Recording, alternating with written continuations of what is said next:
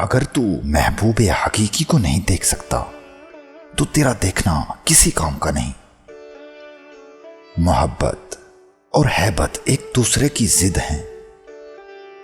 اگر ہم جہالت میں مبتلا ہیں تو یہ خدا کا قید خانہ ہے، اگر علم سے بہراور ہیں تو یہ اس کا محل ہے، اگر ہم غصہ اور لڑائی میں ہیں تو اس کے قہر کے پرتو ہیں، اگر صلح اور معذرت میں ہیں تو اس کی مہر کا پرتو ہیں۔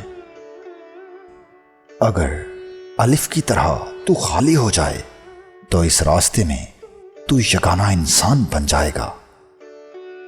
اگر تر شروع ہونا ہی شکر ہے تو سرکہ کا سا شکر گزار کوئی نہیں۔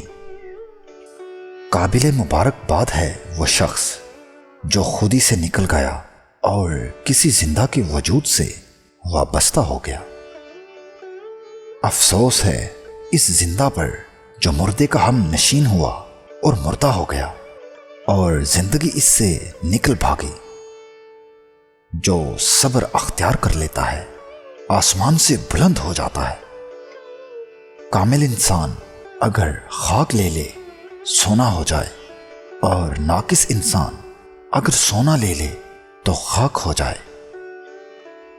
شیطان اور نفس سے بچنے کا سب سے طاقتور طریقہ یہ ہے کہ تو ان لوگوں کے پاس بیٹھ جنہوں نے اپنے چہرے خدا کی جانب موڑ رکھے ہیں، ان کی ہم نشینی اختیار کر